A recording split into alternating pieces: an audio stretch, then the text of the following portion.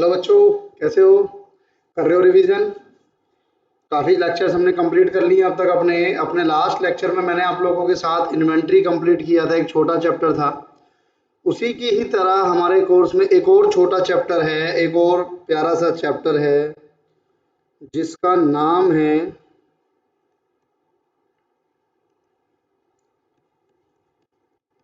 Depreciation.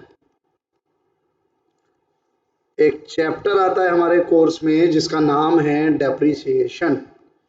Depreciation मतलब क्या है? डेप्रिसिएशन का बेसिकली मतलब होता है meaning fall in value of a fixed asset. Fixed asset समझते हो? मैंने बताया था आपको दो टाइप के एसेट होते हैं। एक वो एसेट जिसको आपने परचेज किया है या बनाया है और वो कंज्यूम हो जाएगा बिजनेस में, बहुत लंबे समय तक नहीं चलेगा, वो होगा current asset. Fixed asset basically क्या है? फिक्स्ड एसेट होता है जो हमने परचेज किया है और वो लंबे समय तक चलेगा, हमारे पास और नहीं है। अब हमने उसको परचेज किया है तो दोबारा शायद हमें उसे जल्दी खरीदने की आवश्यकता नहीं पड़ती। फिक्स्ड एसेट के एग्जाम्पल मैंने आप लोगों के साथ लिए थे। फिक्स्ड एसेट के एग्जाम्पल होते थे हमारे पास जैसे कि फर्नीचर, बिल्डिंग, जिनको एक बार परचेज किया तो शायद दोबारा परचेज करने की जरूरत ना पड़े, और अगर परचेज भी करोगे तो बहुत लंबे समय बाद परचेज करोगे। अब उनकी वैल्यू धीरे धीरे समय के साथ साथ घटती चली जाती है, डिक्रीज होती रहती है। तो this fall in value, this decline in value, उस वैल्यू की डिक्लाइन को जो हम कहते हैं, क्या कहते हैं? डेप्रिसिएशन कहते हैं। तो depreciation means fall in value fixed asset. आप कहते हो सर क्यों होता है? वो रीजन है ड्यू टू, जैसे एक रीजन हो गया पैसेज ऑफ टाइम, यार समय बीतता जा रहा है, उस वजह से। टाइम के साथ तो किसी भी चीज की कीमत कम ही होगी। वियर एंड टीयर, तोड़ फोड़, टूट फूट हो गई है, कोई खराबी आ गई है, उसे कहा जाएगा। थर्ड,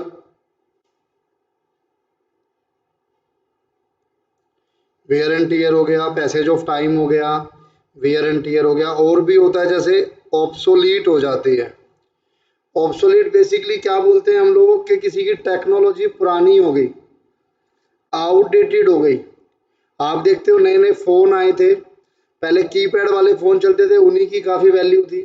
फिर धीरे धीरे टच स्क्रीन आया, अब आप देख रहे हो कैमरा फोन आए, कैमरे में भी एक कैमरा, दो कैमरा, तीन कैमरा, चार कैमरा। हो सकता है एक दिन फोन में डीएसएलआर ही फिट करके दे दें ये लोग कि लो जी फोटो खींच लेना, मन करे तो बात भी कर लेना।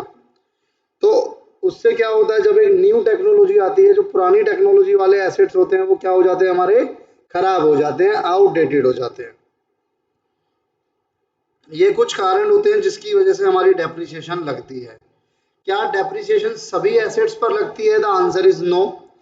डेप्रिसिएशन हमेशा लगेगी सिर्फ और सिर्फ फिक्स्ड एसेट्स पर। आपके फिक्स्ड एसेट्स पर डेप्रिसिएशन अप्लाई होगी और किसी पे डेप्रिसिएशन यानी करंट एसेट पर डेप्रिसिएशन नहीं लगती।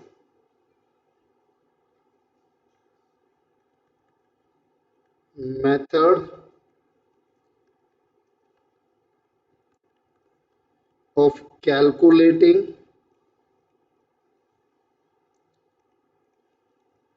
डेप्रिसिएशन। डेप्रिसिएशन को कैलकुलेट करने के अलग अलग मेथड्स होते हैं।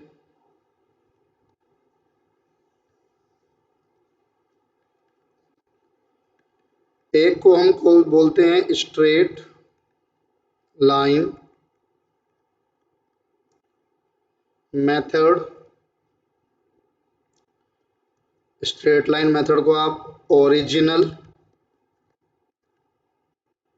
कॉस्ट मेथड भी बोल सकते हो।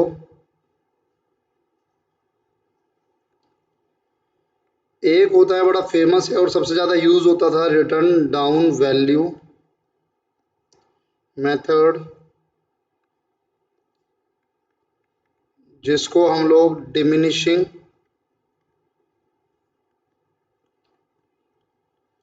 बैलेंस मेथड भी बोलते हैं। ये दो मेन हुआ करते थे मैं इसलिए बोल रहा हूँ कि आज के युग में डेप्रिसिएशन अब इन मेथड से कैलकुलेट नहीं होती है। बेसिकली जो डेप्रिसिएशन चलती है उस पर अकाउंटिंग स्टैंडर्ड 6 लगा करता था किसी टाइम पर, AS6। लेकिन अभी कुछ टाइम पहले, कुछ मतलब कई साल पहले, उस AS6 को खत्म कर दिया गया, उसकी जगह कोई नया AS नहीं आया और पूरा डेप्रिसिएशन का कंसेप्ट जो है वो एक अलग AS में डाल दिया गया जिसका नाम है AS10।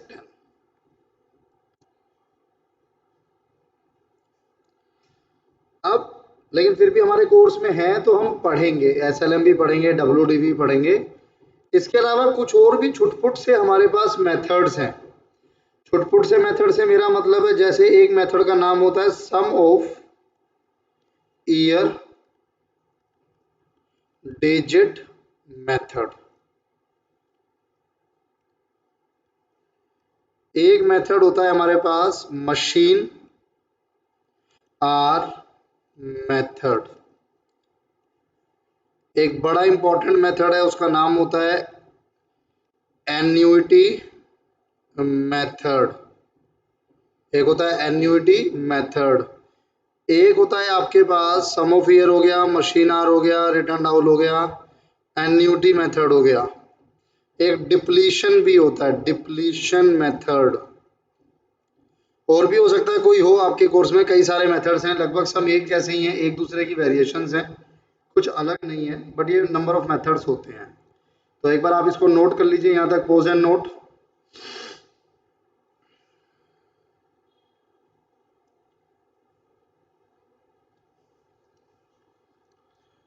मैं आप लोगों के साथ थोड़ा सा थ्योरी पार्ट कर लेता हूँ, इस पे थोड़ा सा थ्योरी पार्ट भी देख लेता हूँ मैं आपके साथ इस पे। एक सिंकिंग मेथड भी होता है, देखो मैंने कहा ना, याद आएगा, बहुत सारे मेथड्स हैं। ये रहा,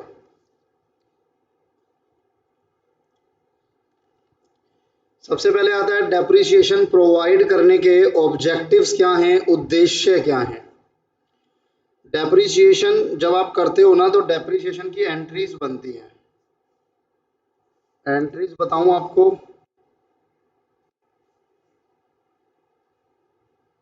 डेप्रिसिएशन एंट्रीज होती हैं जर्नल ऑफ डेप्रिसिएशन। डेप्रिसिएशन से क्या होता है, डेप्रिसिएशन से हमारे फिक्स्ड एसेट की वैल्यू कम हो जाती है। Depreciation account debit to fixed asset account. इसमें हुआ क्या, डेप्रिसिएशन हमारा एक्सपेंस है, फिक्स्ड एसेट हमारा डिक्रीज हो गया, तो इसीलिए आपने उसको क्रेडिट कर दिया। ये पहली एंट्री होती है। दूसरी एंट्री में जब मैं आप लोगों के साथ आता हूं तो मैं इस जो खर्चा है ना, मेरा एक्सपेंस है, उसको मैं राइट ऑफ करता हूं। उसको मैं डाल देता हूं कहां पर, profit and loss account debit. Profit and loss में डेप्रिसिएशन को मैं डेबिट कर देता हूं। तो मैं कह सकता हूं डेप्रिसिएशन का इम्पैक्ट दोनों में आएगा। अगर मैं आपके फाइनल अकाउंट्स की बात करूं आपके साथ, आप पीएनएल में भी डेबिट कर रहे हो डेप्रिसिएशन को, और बैलेंस शीट में भी इसका इम्पैक्ट आ रहा है। बैलेंस शीट में कैसे इम्पैक्ट आ रहा है, फिक्स्ड एसेट में से माइनस होके। नोट कर लेना इसको।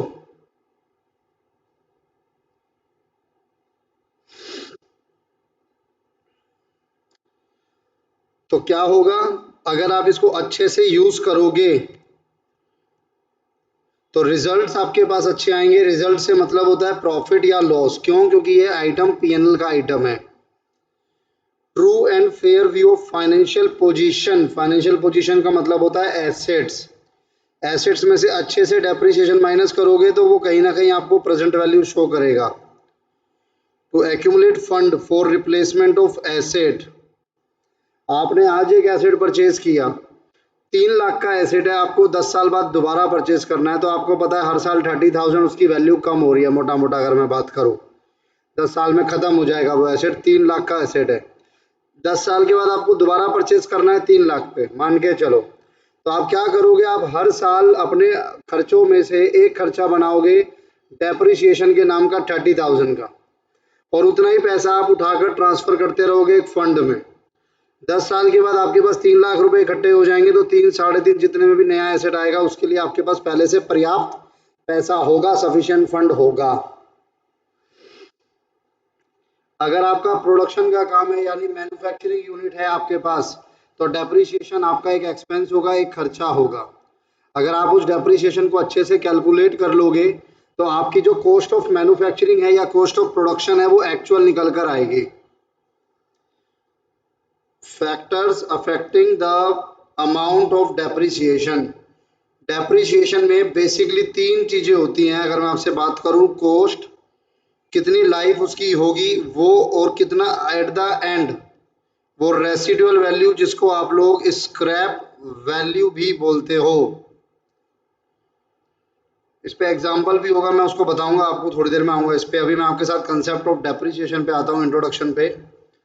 अच्छा, एक चीज और जो मैंने अभी आपके साथ डिस्कशन किया था कि एक AS10 आया, एक AS10 आया, ज़्यादा नहीं, अभी 2-3 साल पहले एक AS10 आया, या शायद उससे पहले थोड़ा सा और ये जो AS10 आया ना, इस AS10 ने आपके फिक्स्ड एसेट्स था, ये फिक्स्ड एसेट्स वाला ही, लेकिन अब इसने फिक्स्ड एसेट्स वर्ड को रिप्लेस कर दिया प्रॉपर्टी,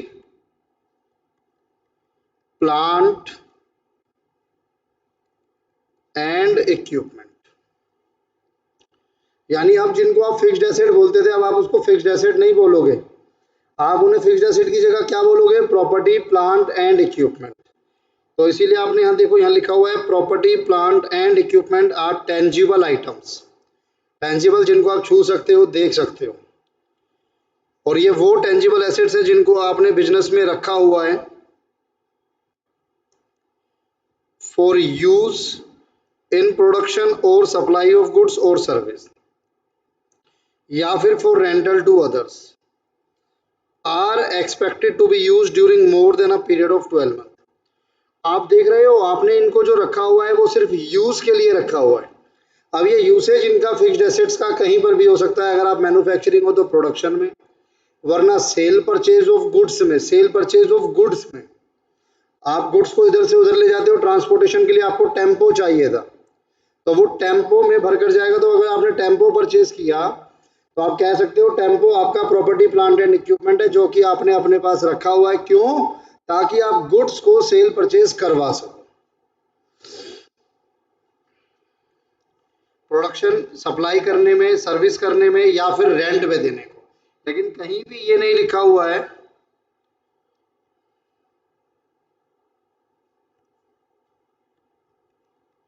नॉट फॉर रीसेल। आपने खरीदा है बेचने के लिए, नहीं खरीदा है, बस ये ध्यान रखना। आप इसको बिजनेस में यूज करोगे, इसको लेकर आप बिजनेस को चलाओगे। मैं रियल एस्टेट एजेंट हूं। रियल एस्टेट समझते हो आप लोग, कईयों के एरिया में उनको प्रॉपर्टी डीलर भी कहा जाता है या प्रॉपर्टी डेवलपर भी कहा जाता है।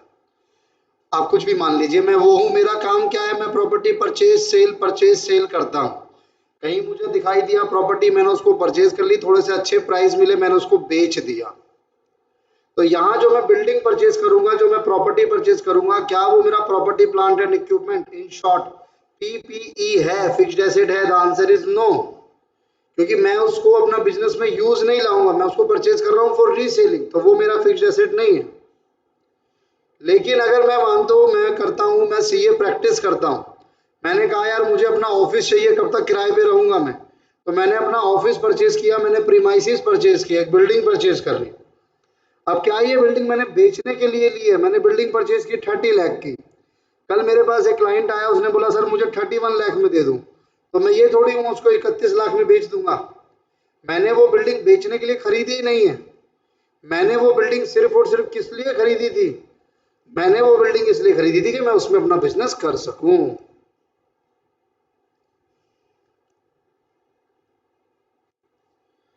These are also called fixed asset. नहीं, ये वाला मजा नहीं आएगा, ज्यादा डार्क हो गया। These are also called fixed asset in common language.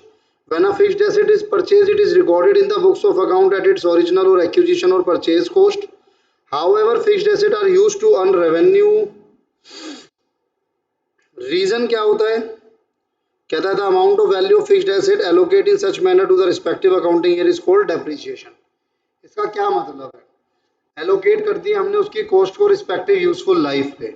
आपने 3 लाख का एक एसेट परचेज किया, 3 लाख का जो आपने एसेट परचेज किया, तो 3 लाख का एसेट आपको पता है कि यार 10 साल चलेगा. तो 10 साल चलने के लिए आपने देख लिया पर ईयर आप कितना पे करोगे, मतलब पर ईयर कितना नुकसान हो रहा है, 30,000 का. तो 30,000 एलोकेशन हो गई उसकी कॉस्ट का over the useful life of the period. Reasons क्या हैं डेप्रिसिएशन के? वियर एंड टियर, पैसेज या efflux of time, obsolescence, market value कम हो गई है उसकी, depletion. Depletion basically word use होता है माइंस एंड अदर रिजर्व्स में. अगर आप मेरे से पूछोगे ना तो 3 चीजें होती हैं इसमें. एक होता है डेप्रिसिएशन जो कि अप्लाई होता है फिक्स्ड एसेट्स पर. एक होता है अमोर्टाइजेशन, बल्कि मैं इसको बोलूंगा टेंजिबल फिक्स्ड एसेट पे. एक होता है अमोर्टाइजेशन इनटेंजिबल फिक्स्ड एसेट पर अप्लाई होता है ये. और एक हम लोग बोलते हैं डिप्लीशन. डिप्लीशन बेसिकली यूज होता है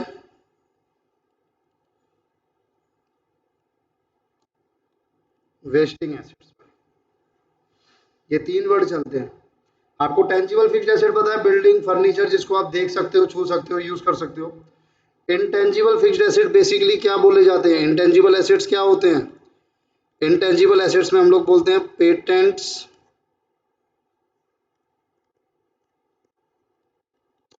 गुडविल, ट्रेडमार्क, एटसेट्रा.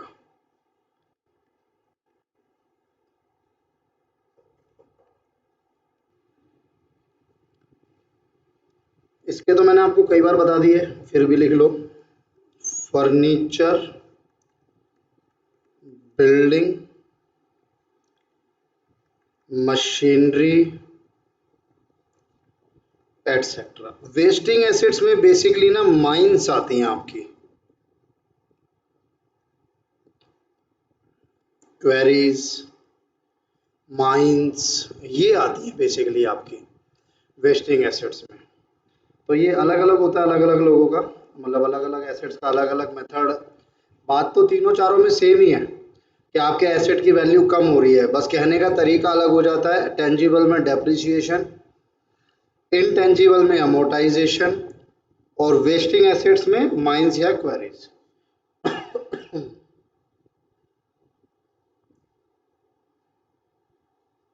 अब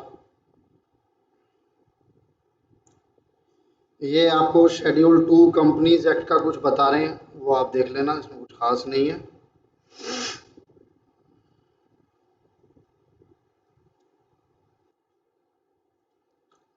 तीन important factors: estimated useful life, cost of asset, residual value of asset eight the end of it's estimated useful life. ये मैं आपके साथ डिस्कस करूंगा. ये डेप्रिसिएशन के कंपोनेंट्स भी सेम है. ऑब्जेक्टिव मैंने आपके साथ डिस्कस किया, इनकम ठीक निकल कर आए, फाइनेंशियल पोजीशन ठीक रहे, रिप्लेसमेंट के लिए फंड हो, एक्चुअल आपकी कॉस्ट ऑफ प्रोडक्शन निकल कर आए, cost of asset, estimated useful life, estimated scrap value. अब इस वाले पॉइंट पे मैं आपके साथ डिस्कशन करूंगा. कॉस्ट क्या होगी? देखो, एक ना फॉर्मूला होता है, जैसे ये वाला इन्होंने एक फॉर्मूला दे दिया, ये रहा कि भाई डेप्रिसिएशन कैसे निकलेगी? Depreciable value divided by estimated useful life. और ये डेप्रिशिएबल अमाउंट कैसे निकलेगा? डेप्रिशिएबल अमाउंट निकलेगा यहां से, जितने का आपने परचेज किया था, यानी आपकी acquisition cost, cost of purchase, उसमें से आपको लगता है कि यार मैंने एक मशीन परचेज की थी 1,10,000 की, ये मशीन मेरी 5 साल चलेगी.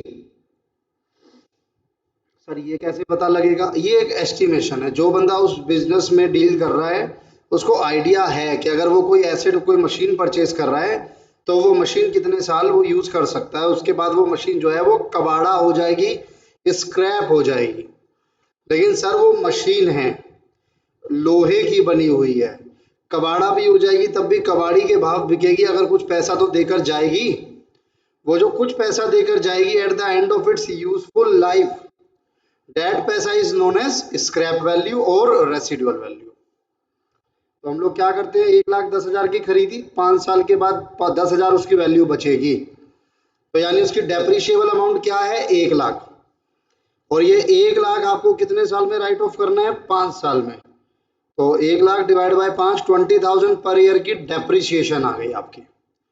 तो कौन कौन से वर्ड्स थे जो आपने यहाँ यूज किए, आपने कोस्ट यूज किया, यूजफुल लाइफ यूज किया, स्क्रैप या रेसिडुअल वैल्यू यूज किया, और ये कोस्ट कहता है हिस्टोरिकल थी, हिस्टोरिकल का मतलब है एक्चुअल कोस्ट है, लेकिन बाकी सब कुछ जो है वो आपका एस्टिमेटेड था और आपने डेप्रिशिएबल अमाउंट कैलकुलेट कर लिया उनकी मदद से। कॉस्ट में क्या क्या आएगा ये इंपॉर्टेंट है, ध्यान से देखिएगा। Cost of property plant and equipment comprise purchase price. Cost में क्या क्या कवर होगा, एक तो जितने की आपने परचेज की, including non refundable import duties taxes, और after deducting trade discount and rebate. यानी आपने परचेज किया, उस पर ट्रेड डिस्काउंट है तो माइनस कर दो, कोई रिबेट है तो माइनस कर दो। इंपोर्ट ड्यूटी या किसी भी तरीके का कोई भी टैक्स है वो टैक्स उसमें ऐड होता है। अब यहाँ पे टैक्सेस दो टाइप के होते हैं, एक वो जिसका आपको रिफंड मिल जाएगा, एक वो जिसको आपने गवर्नमेंट को पे कर दिया आपको रिफंड नहीं मिलेगा। अगर रिफंड मिल जाएगा तो वो कॉस्ट का पार्ट नहीं बनाओगे, कोई भी ऐसा टैक्स जिसका रिफंड मिल जाएगा तो वो आपकी कॉस्ट का पार्ट नहीं बनेगा। लेकिन अगर टैक्स ऐसा है जिसका रिफंड नहीं मिलेगा तो फिर वो कॉस्ट का पार्ट बनेगा। ट्रेड डिस्काउंट माइनस होगा, रिबेट्स माइनस होगी। Any cost directly attributable to bring the asset to the location, carriage inward सुना है ना, कैरियज इनवर्ड, ट्रांसपोर्टेशन का खर्चा उस मशीन को या उस फिक्स्ड एसेट को उसकी लोकेशन से अपनी लोकेशन तक लाने का खर्चा, directly attributable to bring the asset to the location, अपनी लोकेशन पे लाने का खर्चा। And condition necessary for it to be capable of operating in a manner intended by the enterprise. Sir मान लो मैंने एक एसी परचेज किया ₹65,000 का, एसी बहुत इंपॉर्टेंट था, एसी इंपोर्टेड था, बहुत महंगा एसी था। जहां से मैंने परचेज किया वहां से अपने यहाँ तक लाने के लिए वो स्पेशल व्हीकल में आया, 5,000 मुझे उसके देने पड़े, 65 का एसी था, 5 ऊपर से दिए, 70 हो गए। अब इतने से भी काम नहीं चलेगा, मुझे उसको उस पोजीशन में लाना पड़ेगा जहां पर वो एसिड काम करेगा, यानी मुझे उस एसी की इंस्टॉलेशन करानी पड़ेगी, मुझे उस एसी की इंस्टॉलेशन करानी पड़ेगी, उसको वर्किंग कंडीशंस में लाने के लिए, condition necessary of capable of operating. Installation के लिए जो बंदा आया उसने भी 5,000 ले लिए, 65 का एसी, 5 ट्रांसपोर्टेशन, 5 इंस्टॉलेशन, टोटल 75 का पड़ा मुझे। तो वो सब कुछ ऐड होगा उसकी कॉस्ट में। The initial estimates of the cost of dismantling, removing the item and destroying the site on which asset is located। Sir ये ना AS 10 का पार्ट है और ये वाला पार्ट इसमें न्यूली इंसर्टेड है। ये क्या कहता है इसको समझना। आपने आज एक एसेट लगाया, मान लीजिए मैंने अपने ऑफिस में पार्टीशन करवाया, पार्टीशन समझते हैं, एल्युमिनियम, इसके अलावा वुडन पार्टीशंस होते हैं, ग्लास पार्टीशंस होते हैं, मैंने वो करवाया। लेकिन मुझे पता है कि जहां मैं ये सब करा रहा हूँ वो रेंट की जगह है, आज के 10 साल बाद मेरी लीज ओवर हो जाएगी तो मुझे ये सारा पार्टीशन हटाना पड़ेगा। तो 10 साल के बाद जो पार्टीशन हटेगा कितने में हटेगा, वो हटने की जो कॉस्ट है वो भी आज उस पार्टीशन की कॉस्ट में ऐड हो जाएगी। अच्छा ऐसे समझो इसको, जो एसी अभी मैंने आपके साथ एग्जांपल लिया 65 का पड़ा, 5,000 ट्रांसपोर्टेशन 70 हो गई थे, फिर 5,000 उसके अलावा हमारा इंस्टॉलेशन लगा तो 75 हो गया था। अब मुझे ये पता है कि मैंने ये एसी जहां लगाया है 10 साल के बाद मुझे ये डिसमेंटल कराना पड़ेगा, रिमूव कराना पड़ेगा यहाँ से। यार मैंने किसी की जगह ली है किराए पे, 10 साल किराए के लिए लिया है, 10 साल के बाद तो मुझे जगह खाली करनी पड़ेगी, तो जगह खाली करूंगा 10 साल के बाद तो मैं तो अपना सामान लेके जाऊंगा। तो उस एसी वाले से मैंने पूछा जो इंस्टॉलेशन कर रहा था कि भाई इसको हटाने का क्या खर्चा होता है, तो उसने बोला सर हटाने के 3,000 रुपये लगते हैं। तो खर्च आज नहीं हटाना, हटाना 10 साल बाद है, लेकिन मैं आज उसे अपने में ऐड कर लूंगा। और वैसे आपको बताऊं डायरेक्ट 3,000 ऐड नहीं होता, उस 3,000 की प्रेजेंट वैल्यू निकाली जाती है, वो हम लोग देख लेंगे बाद में। और अभी आप मान के चलो कि वो 3,000 भी आपके कॉस्ट का पार्ट बनेगा, तो 6075 प्लस 378 इनिशियल एस्टिमेट होगा ये कॉस्ट का। कौन सी कॉस्ट? जो जरूरत पड़ेगी डिसमेंटल कराने के लिए, रिमूव कराने के लिए उस आइटम को, ताकि आपकी जो साइट है, जो किराए की जगह है, वो रीस्टोर कर सके जैसी वो थी। ये कुछ एग्जांपल्स हैं, देख लेना। ये कॉस्ट वाला पार्ट बहुत इंपॉर्टेंट है, मैंने आपको बताया। Thus, all expenses which are necessary for asset to bring it in condition and location at desired used will part. However, expenses should not become part of cost of asset. अब ये कुछ हैं जो कि नहीं बनेंगे। नहीं बनेंगे का मतलब है, हम इसको ऐसे भी बोलते हैं, विल नॉट बी कैपिटलाइज्ड या एड टू कॉस्ट। जैसे इनॉग्रेशन का खर्चा, मैंने कहा मैंने नया एसी लगवाया है सर, घर में इतना महंगा एसी लगवाया है, मैं भंडारा करवाऊंगा। मैंने हलवा पूड़ी बंटवा दी, उसको बंटवाने में 15,000 का खर्चा आ गया। अब मैं ये थोड़ी बोल दूंगा कि 78 का था प्लस 15 और कर लो 93 का हो गया। नहीं, वो भंडारे वाला खर्चा, वो इनॉग्रेशन का खर्चा वो नहीं बनेगा। कॉस्ट ऑफ इंट्रोड्यूसिंग यानी एडवर्टीजमेंट का खर्चा, प्रमोशनल एक्टिविटीज, वो नहीं बनेगी। Cost of conducting business in a new location और with a new class of customer, तो कोई स्टाफ ट्रेनिंग का खर्चा ये सब है वो नहीं बनेगा। एडमिनिस्ट्रेशन और अदर खर्चा नहीं बनेगा।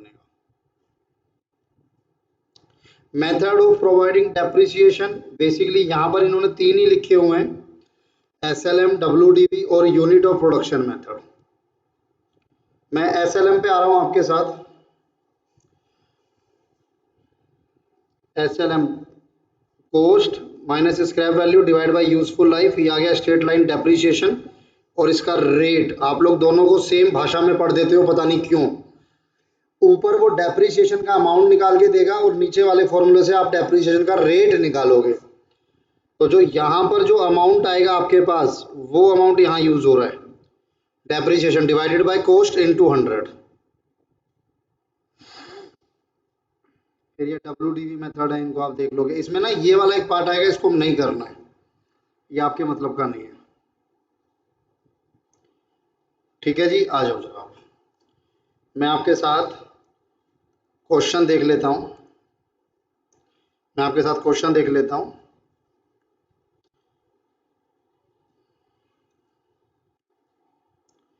Question number 1, Jain brothers acquired a machine on 1 July 2015। Machine कितने की परचेज की? 14 लाख की। 1 लाख आपने उसकी इंस्टॉलेशन पे खर्चा कर दिया, तो टोटल कॉस्ट जो हो जाएगी आपके एसेट की वो 15 लाख हो जाएगी। फर्म डेप्रिसिएशन लगाती है 10% on original cost. Original cost का मतलब हो गया SLM। या मैं आपको एक काम करूं, मैं क्वेश्चन को भी बीच में रखता हूं, मैं पहले आपको एक बात दोनों समझा दूं, मेन SLM और WDV।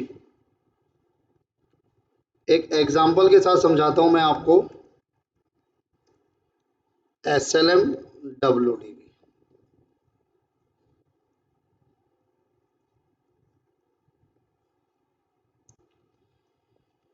Asset purchased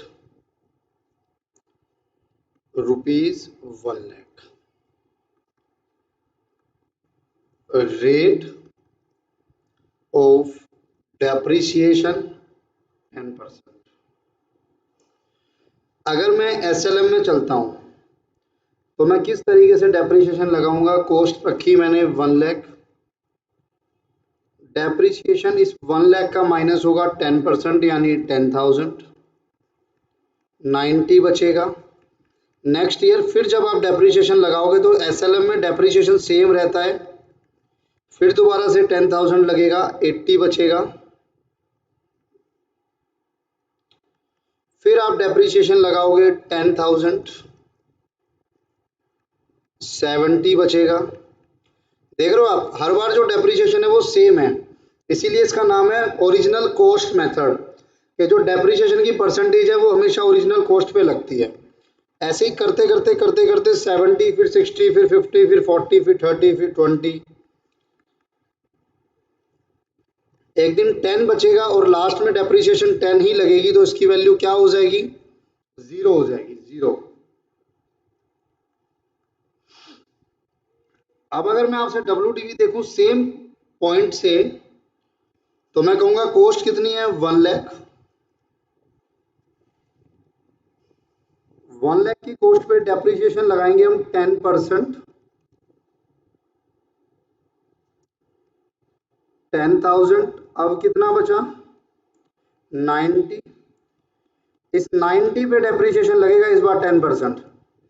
return down value, जो आपकी वैल्यू डाउन होके आ रही है उस पर डेप्रिसिएशन लगेगा, हर साल डेप्रिसिएशन चेंज होगा। तो इस बार ये जो 10% है ये इसका 10% है, फिर बचा 81,000।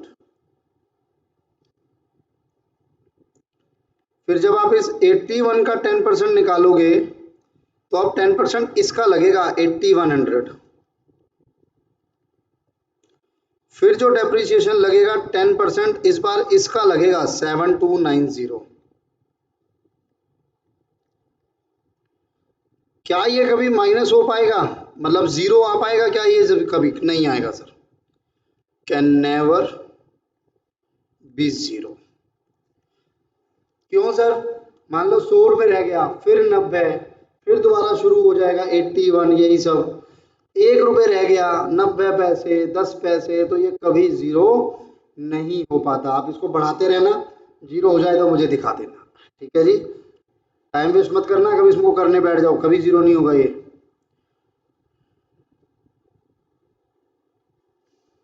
एक बार नोट कर लेना, ये तो मैंने आपको कराया था, ये वाला पॉइंट एक बार नोट कर लो, पोज एंड नोट, ठीक है जी। ये मेरे को आपको बताया मैंने, आपको SLM और WDV दोनों मेथड। अब मैं आपके साथ डिस्कस करता हूँ वही क्वेश्चन जो मैंने बीच में रोक दिया था।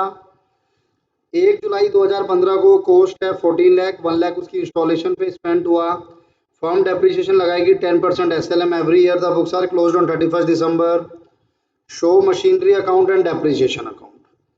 15 और 16 सिर्फ 2 साल का दिखाना है, ज्यादा नहीं, सिर्फ 2 साल का। तो मैं करा देता हूं, वैसे तो सिंपल क्वेश्चन है, फिर भी मैंने कहा करा देते हैं। आंसर नंबर 1,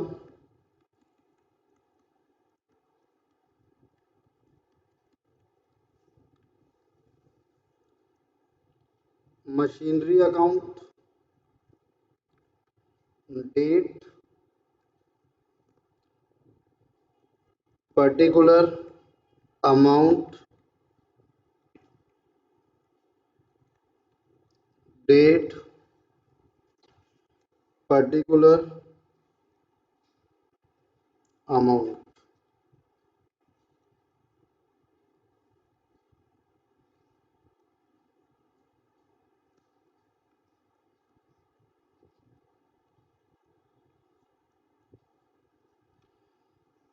मशीनरी के बाद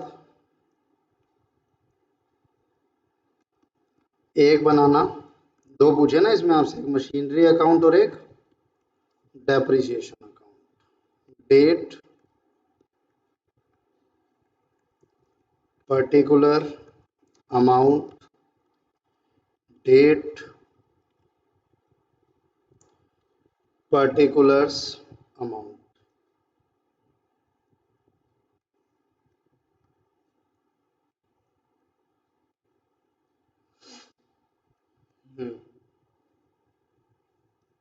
अब डेप्रिसिएशन पर एनम, आपको कॉस्ट कितनी दी हुई थी, 14 लाख प्लस 1 लाख, 15 लाख। उसका डेप्रिसिएशन का रेट है 10% पर एनम। ₹1,50,000, 1,50,000 आपका डेप्रिसिएशन का अमाउंट हो जाएगा हर साल, और ये साल का अमाउंट है।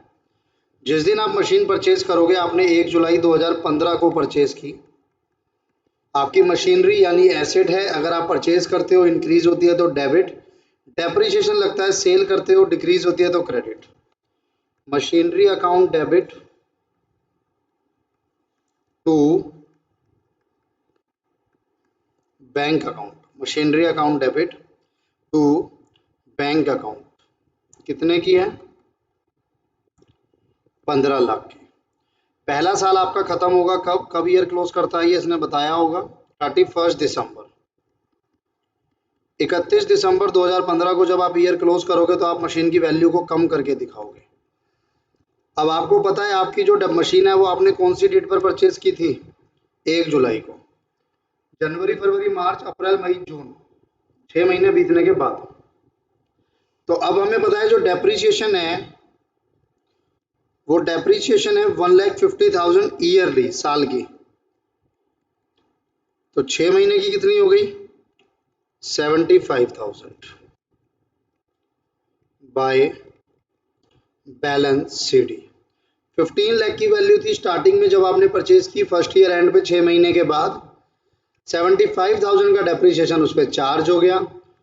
तो अब कितना बचा? 14,25,000। अब कितना बचा? 14,25,000।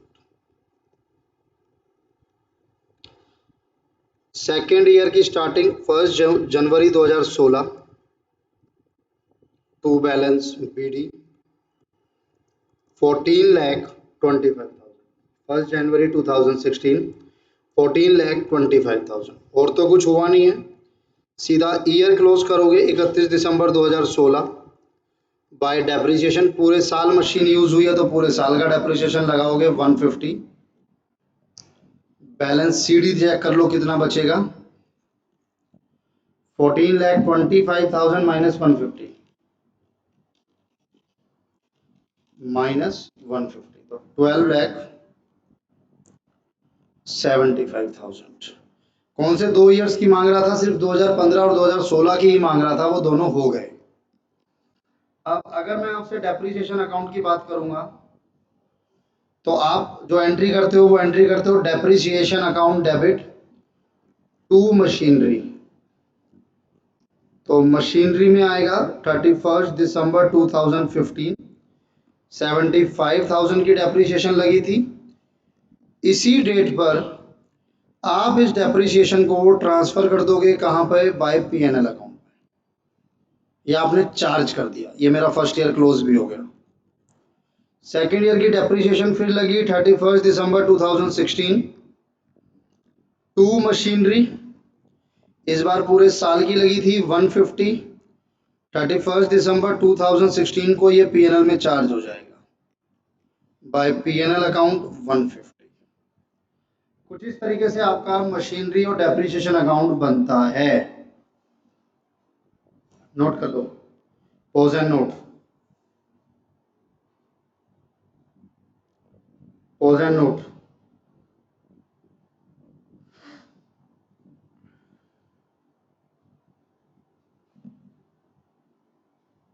डन।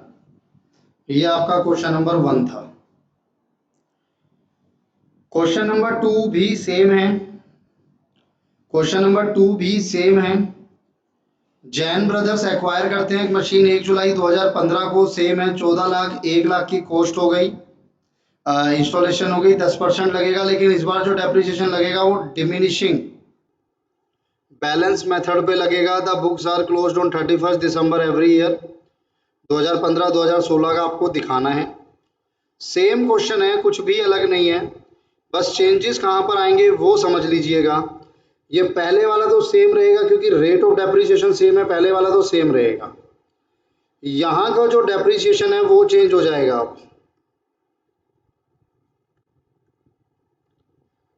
अब आप डेप्रिसिएशन लगाओगे 14,25,000 का 10%, 1,20,000 42,500 1,42,500 by balance C D 14,25,000 minus 1,42,500, बस इतना फर्क आ जाएगा 12,82,500। तो चेंजेस कहाँ पर आए? चेंजेस आए सिर्फ इसमें। पहले क्या होता था? पहले जो आप डेप्रिसिएशन लगा रहे थे वो हमेशा कॉस्ट पे लगा रहे थे, लेकिन इस बार ऐसा नहीं है। इस बार जो उस ईयर की स्टार्टिंग की वैल्यू है उस पर डेप्रिसिएशन लगेगा। और क्या चेंजेस आएंगे यहाँ पर? तो ये वाला ठीक रहेगा, ये वाला जो 150 है उसकी जगह क्या हो जाएगा 1,42,500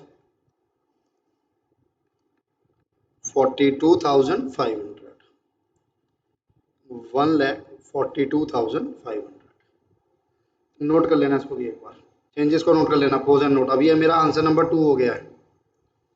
आप मत चेंज कर देना कि काट के वहीं लिख दिया, नोट कर लेना अच्छे से जल्दी से।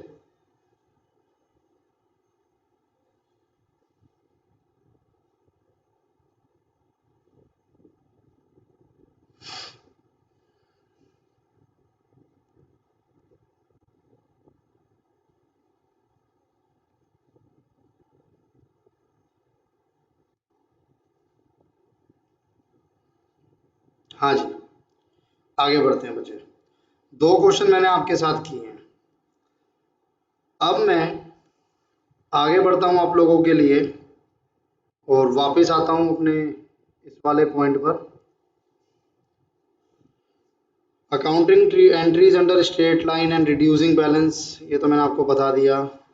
अच्छा, इसमें ना ये तो मेथड हो गए डेप्रिसिएशन को कैलकुलेट करने के लिए। एक पॉइंट आता है हमारे पास कि हम डेप्रिसिएशन को शो कैसे करेंगे। डेप्रिसिएशन को शो करने के भी 2 अलग मेथड हैं। There are 2 alternative approach for recording, और ये 2 अप्रोच में एक को हम बोलते हैं नेट अप्रोच, ये एक होता है, और दूसरे को हम लोग बोलते हैं ग्रॉस अप्रोच। एक को हम बोलते हैं नेट अप्रोच और एक को हम बोलते हैं ग्रॉस अप्रोच। अब provision of depreciation account is open to accumulate, यहाँ पे आप प्रोविजन अकाउंट बनाते हो। एंट्री देख लो क्या होगी, डेप्रिसिएशन टू मशीनरी, एक हो गया आपके पास, आपने मशीनरी से माइनस नहीं किया आप, ये आपकी सेकंड वाली अप्रोच है, ये आपकी सेकंड वाली अप्रोच है ग्रॉस वाली।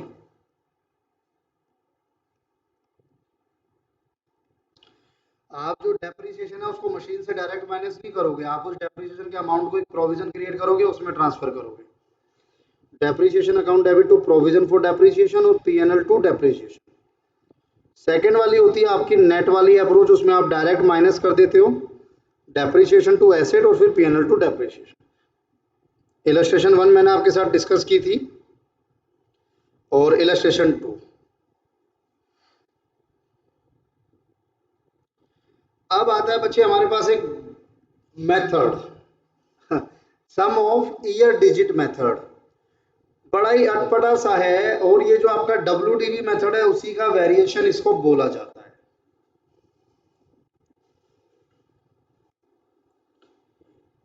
It is a variation of reducing balance method. सबसे पहली बात, जो आपका WDV मेथड है उसी का ही वेरिएशन है ये।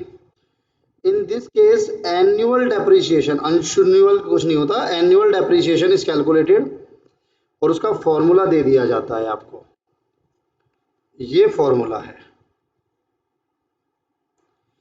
Number of years including the present year of remaining life. जो आपके नंबर ऑफ ईयर हैं रिमेनिंग लाइफ के बचे हुए, बताऊंगा कैसे, divided by total of all digits of the life. Suppose करो एस्टिमेटेड यूजफुल लाइफ है 10 ईयर, तो इन 10 का डिजिट का टोटल करो 1 to 10, 1 2 3 4 5 6 7 8 9 10। अब इसका टोटल कैसे करोगे, 10 + 9 + 8 7 6 5 4 3 2 1, और इसका एक फॉर्मूला हो जाता है n मल्टीप्लाई बाय n+1, जहां पर n हो जाएगा आपका नंबर ऑफ ईयर यानी 10, तो n यानी 10 और फिर इस n में 10, 10 + 1 11 डिवाइड बाय 2 55। अब कहता है अगर मैं आपसे पूछूं पहले साल का डेप्रिसिएशन बताओ, तो आप कहोगे number of year remaining life, number of remaining year including present year. अगर मैं फर्स्ट ईयर का पूछ रहा हूँ तो इसका मतलब फर्स्ट ईयर भी इंक्लूड होगा, तो 10 आएगा, 10/55। अगर मैं सेकंड ईयर का पूछ रहा हूँ तो कितने ईयर बचे हुए हैं, 9 ईयर्स। सिर्फ फर्स्ट वाला खत्म हुआ है, सेकंड वाले को इंक्लूड करना है। मैं आपसे पूछता हूँ थर्ड ईयर की डेप्रिसिएशन बताओ, तो थर्ड ईयर में कितने ईयर बीत चुके हैं, 2, तो बचा 8। फोर्थ ईयर में बताओ, तो फोर्थ ईयर में कितने ईयर बीत चुके हैं, 3, तो ये हुआ 4, 3 बीत चुके हैं तो 7। अगर मैं आपसे पूछता हूँ एट्थ ईयर की बताओ, तो आप बोलोगे सर एट्थ ईयर का मतलब है 7 ईयर बीत चुके हैं, तो 3 ईयर बचे हैं, 3/55। आई होप समझ आ रहा होगा। इसी के ऊपर क्वेश्चन है हमारे पास इलस्ट्रेशन 3, और यही क्वेश्चन हमने यहाँ पर भी उठाए हुए हैं, तो दोनों सेम है, मेथड्स इजी हैं, सब कुछ इजी है, इसमें कुछ खास मुश्किल है नहीं। जैसे मिस्टर आकाश परचेज करता है एक मशीन 10 लाख की, एस्टिमेटेड यूजफुल लाइफ और स्क्रैप वैल्यू है 10 साल और 1,20,000, तो 10 साल उसकी लाइफ हो गई और 1,20,000 उसकी रेसिडुअल वैल्यू हो गई। Machine was put to use on 1 January 2010, show machinery account and depreciation account in their book for 2015 by using sum of year digit method. अब मशीन अकाउंट और डेप्रिसिएशन अकाउंट बार बार नहीं बनाना, आपके एग्जाम में आने के भी चांसेस कम ही रहते हैं, इस चैप्टर से ज़्यादा कुछ आने के चांसेस होते नहीं है। सम ऑफ ईयर डिजिट मेथड आपको फॉलो करना है। तो पहले तो आप ये देखो कि आपसे वो कौन से साल का पूछ रहा है, वो आपसे पूछ रहा है 2015 का, आपने कब रखी थी, 10 में, यानी 10 बीत गया, 11 बीत गया, 12 बीत गया, 13 बीत गया और 14 बीत गया, 5 साल बीत चुके हैं, 15 को नहीं मानूंगा मैं।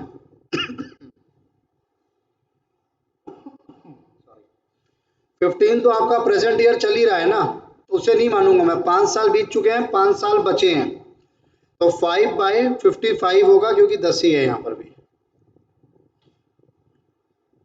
तो आप डेप्रिसिएशन देखो, सबसे पहले आप सबसे पहले क्या करोगे, मुझे बनाना है सीधा फिफ्थ ईयर का 2015 को बैलेंस बीडी कितना है, तो बैलेंस बीडी कैसे निकालोगे, इसको देखना ध्यान से, बहुत इंपॉर्टेंट है। कितने साल बीत चुके हैं, 5, इस 5 का कैसे करोगे, 10, 9, 8, 7, 6 plus divide by 15, cost minus scrap value, cost minus scrap value 40/55, यानी आज तक इतनी डेप्रिसिएशन लग चुकी थी 640, तो 880 minus 640, 10 lakh, sorry 10 lakh minus 640, 360 आपका WDV आ गया। अब ये तो आपने निकाली क्यूमुलेट डेप्रिसिएशन उन 5 साल की जो बीत चुके हैं। जब मैं आपसे फिफ्थ ईयर की पूछूंगा, तो मैं पूछूंगा fifth 5/55, again cost minus scrap 5/55, current year की डेप्रिसिएशन आ गई 80, तो आज का बैलेंस बीडी क्या बचा हुआ है, बैलेंस बीडी 280, वो नेक्स्ट ईयर का बैलेंस बीडी हो गया। Depreciation 82 machinery by PNL 80, done. इसी क्वेश्चन में आपने दोनों चीजें सीखी हैं, एक साथ डेप्रिसिएशन कैसे निकालते हैं और इंडिविजुअली कैसे निकालते हैं। अच्छा, अगर मैं आपसे इसी में बोलूं कि 2015 की जगह मुझे 2019 की डेप्रिसिएशन निकाल के दो, मैं आपसे बोलूं मुझे 2019 की डेप्रिसिएशन निकाल के दो, सोचो जल्दी, पॉज करो और एक बार करके देखो खुद, 2019 की डेप्रिसिएशन। ठीक है, कर लिया होगा आपने, मैं बताता हूँ आपको। 2019 के लिए आपने इसको लगाया कब था, 2010 में, तो 10 बीत गया, 11, 12, 13, 14, 15, 16, 17, 18, 19 मत गिनना, वो प्रेजेंट ईयर है, वो इंक्लूड होगा। 18 का मतलब है मेरे 9 साल बीत चुके हैं, सिर्फ 1 साल बचा है, मेरे 9 साल बीत चुके हैं, सिर्फ 1 साल बचा है, 1/55, तो आप यूज करोगे 1/55। अगर मैं आपसे बोलूं 2004 की 4 कहां से आ गया, 2013 की डेप्रिसिएशन निकालना, तो कैसे, कितना अमाउंट आएगा, कितना निकालोगे, वो तो ठीक है कि 10 लाख की कॉस्ट है और 1,20,000 उसकी स्क्रैप वैल्यू है, माइनस हो जाएगा, मैं उस पर बात नहीं कर रहा। 2013 का करो, जरा पोज करो मुझे और करो पहले, उसके बाद फिर मैं बताता हूँ। देखो 2010 बीत गया, 11 बीत गया, 12 बीत गया, 3 साल बीत गए, 13 नहीं बीता है, 3 साल बीत गए, तो कितने बचे, 7 डिवाइड बाय 55। आई होप आपको समझ आ रहा होगा, बिल्कुल समझ आ रहा होगा। अब मैं आपसे अगर बोलूं डेप्रिसिएशन टिल 2017, 2017 तक 2017 तक का डेप्रिसिएशन चाहिए, यानी मुझे 1 जनवरी 2018 की ओपनिंग वैल्यू चाहिए। मुझे 1 जनवरी 2018 की ओपनिंग वैल्यू चाहिए, तो मुझे 17 तक का डेप्रिसिएशन चाहिए। तो आप 17 तक का कैसे गिनोगे? 10, 11, 12, 13, 14, 15, 16, 17। 17 को भी गिनोगे ना, उसका भी डेप्रिसिएशन निकालना है इस बार। टोटल 8 साल हो गए। 8 साल का मतलब हो गया 10, 9, 10, 9, 8, 7, 6, 5, 8 8 को गिनना है। 1, 2, 3, 4, 5, 6, 4 और 3, ये 8 साल हो गए आपके। डिवाइडेड बाय 55, तो 10 plus 9 plus 8 plus 7 plus 6 plus 5 plus 4 plus 3, 52 by 55। Done sir. I hope आपको समझ आया होगा यहाँ तक। एक बार इसको भी नोट कर लेना, वैसे तो आपने कर ही लिया होगा, फिर भी अगर नहीं किया है तो उसको भी नोट कर लो। मैं आगे बढ़ता हूँ। इसके सबके ना एक एक ही मेथड है आपके पास, इसीलिए मैं कह रहा हूँ कि ध्यान से एक ही क्वेश्चन में एक एक ही तरह के क्वेश्चन है इसमें। जितना ज़्यादा कर सकते हैं हम उसी एक क्वेश्चन को यूज़ कर सकते हैं हम लोग। नेक्स्ट एक आता है एन्युटी मेथड, इसको थोड़ी देर के लिए छोड़ रहा हूँ मैं अभी। एन्युटी मेथड पे मैं वापस आऊँगा, सिंकिंग फंड मेथड पे भी मैं वापस आऊँगा बाद में। पहले जो छोटे छोटे से मेथड है वो आपको बता देता हूँ।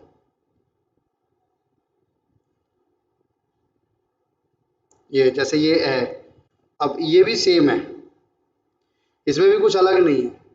ये बेसिकली मेथड कहाँ पर यूज होता है? जहाँ पर आपको ये पता है कि आपने कोई मशीन परचेज की है, कोई फिक्स्ड एसेट के तौर पर आपने एक मशीन परचेज की है, और वो जो मशीन आपने परचेज की है वो कितने आर काम करेगी इन टोटल, और कितने आर अब तक काम कर चुकी है। अगर आपको ये सारी चीजें पता है तो आपका मशीन आर यूज होगा, मेथड यूज होगा। Where it is practicable to keep, अगर ये प्रैक्टिकेबल है to keep a record of actual running hours of each machine, हर मशीन के रनिंग आवर्स को आप रख सकते हो, मेंटेन रख सकते हो कि वो कितने चलेगी ऑफ ईच मशीन। डेप्रिसिएशन में be calculated on the basis of hours that the concern machine worked. Sir formula same है, पहले मैं आपको फॉर्मूला दिखा दूं तो फॉर्मूला सेम है। इन्होंने कहीं फॉर्मूला लिखा नहीं है, मैं आपको फॉर्मूला बताऊं। मशीन आर वर्कड एक पर्टिकुलर ईयर में कितने वर्क किया, divided by total machine hour, और यहां पर तो सेम है, into cost minus scrap value, अगर कुछ है तो स्क्रैप तो ये मशीन आर मेथड हो गया आपके पास। A machine was purchase for ₹30 lakh, ये फोर्थ और फिफ्थ क्वेश्चन अभी हमने छोड़ दिया ना, सिक्स्थ भी छोड़ दिया होगा, ये सेवंथ पे आ गया मैं सीधा।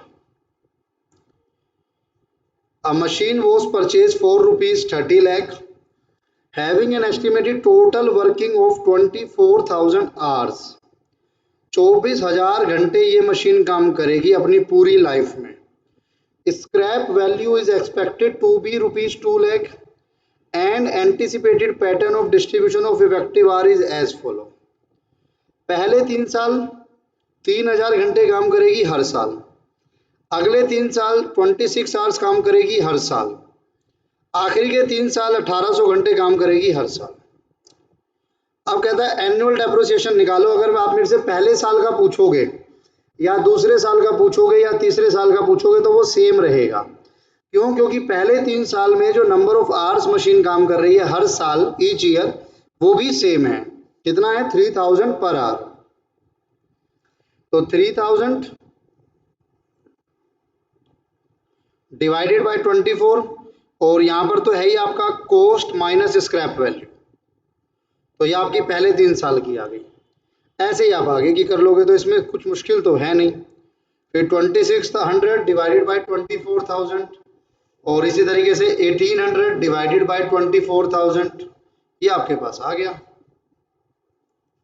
बस इसी तरीके से एक प्रोडक्शन यूनिट मेथड होता है, इसमें भी सेम होता है। प्रोडक्शन ड्यूरिंग द ईयर कितनी होगा यूनिट्स में, और टोटल प्रोडक्शन आप कितनी कर पाओगे। ये बेसिकली वेस्टिंग एसेट्स जो है आपके, उनके लिए यूज हो जाता है।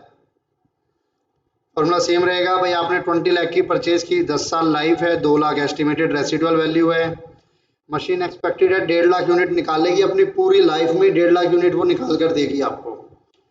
एक्सपेक्टेड डिस्ट्रीब्यूशन पैटर्न क्या है, पहले 3 साल 20,000, तो पहले 3 साल आप करोगे 20,000 divided by 1.5 lakh, 150 into residual value 20 minus 2, 18 lakh, फिर आप आ जाओगे 15,000 डिवाइडेड बाय 150 इंटू 18 लाख, फिर आ जाओगे आप 10,000 divided by 1.5 lakh into 18 lakh. बस क्या टाइम पास कराते हैं ये चैप्टर में, मैंने आपको बोला था। मेरे हिसाब से ये चैप्टर इन लोगों को आईसीआई को हटा देना चाहिए अब, इसका कोई रेलिवेंस नहीं है आगे की लाइफ में, इस तरीके से कोई नहीं निकालता अब, सब AS10 फॉलो होता है। आप भी आगे देखोगे सीए इंटर में जब पहुंचोगे। डिप्लीशन मेथड सेम है, डिप्लीशन मेथड पे यही यूज होता है। आपने मैसर सूर्या टू का लीज ऑन ऑफ अ क्वारी, आपने क्वेरी खदान जिसको हम लोग बोलते हैं, जैसे कोयला निकलता है, गोल्ड निकलता है, गोल्ड माइंस भी आप बोल सकते हो, वो आपने ली 1 जनवरी को, 1 करोड़ उसकी वैल्यू है। टेक्निकल एस्टिमेट्स के अकॉर्डिंग टोटल क्वांटिटी जो आएगी वो 2 लाख टन आएगी। डेप्रिसिएशन डिप्लीशन मेथड पे लगाइए, 2013 में इतना, 2014 में इतना और 15 में इतना, तो 2000 divided by 2 lakh into 1 crore. In questions की इतनी भी हैसियत नहीं है कि हम इनको अलग से सॉल्व करें, इसीलिए मैं यहीं आपको करा रहा हूँ। तो ये आपका ऐसे चलेगा, 1 करोड़ था, 2000 divide by 2 lakh into 1 crore, ये आ गया, ये बचा, ये आपका बैलेंस बीडी। उसके बाद फिर दोबारा क्या करवा रहे हो यार। Done। सर ये समझ आ गया आपको यहाँ तक? 2-4 मेथड मैंने आपको बताया, अभी मैंने आपके साथ एक एन्युटी मेथड और सिंकिंग मेथड नहीं डिस्कस किया है, उसको हम थोड़ी देर में डिस्कस कर लेंगे। प्रॉफिट और loss on sale of disposal एक टॉपिक आएगा हमारे पास, जहां पर हमें ये देखना होता है कि प्रॉफिट हुआ या लॉस हुआ है on sale of disposal of property और प्लांट एंड इक्विपमेंट।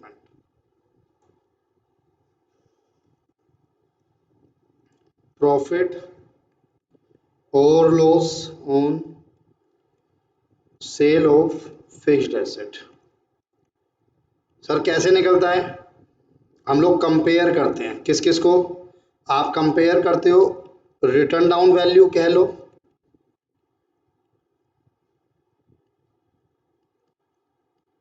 या फिर बुक वैल्यू कह लो, एंड मार्केट वैल्यू, इनको हम कंपेयर करते हैं। WDV, WDV return down value और बुक वैल्यू एक ही बात है, और मार्केट वैल्यू। जब आप इनको कंपेयर करते हो तो 2 सिनेरियो निकल कर आएंगे on the date of sale, और ये जो कंपैरिजन होता है ये ऑन डेट ऑफ सेल होता है, जिस दिन आप सेल कर रहे हो। 2 निकल कर आएंगे। सबसे पहला होगा हमारे पास compare on date of sale, एक या तो ये हो सकता है कि जो आपकी WDV है वो ज़्यादा है किससे? मार्केट वैल्यू से। अगर आपकी WDV मार्केट वैल्यू से ज़्यादा है, यानी आपकी बुक वैल्यू ज़्यादा है और मार्केट वैल्यू कम है, तो आपको लॉस हो गया। एक होता है जहां पर आपकी मार्केट वैल्यू ज़्यादा हो गई आपकी बुक वैल्यू से, तो आपको फायदा हो गया, डन। दोनों में से कुछ भी हो सकता है। अब एक पॉइंट आता है, सर ये WDV क्या है या बुक वैल्यू क्या है? अगर आपको अभी तक आइडिया नहीं लगा है, कॉस्ट में से जब मैं डेप्रिसिएशन को माइनस करता हूं तो वो WDV या बुक वैल्यू कहलाती है। एक बार नोट कर लेना, पोज एंड नोट।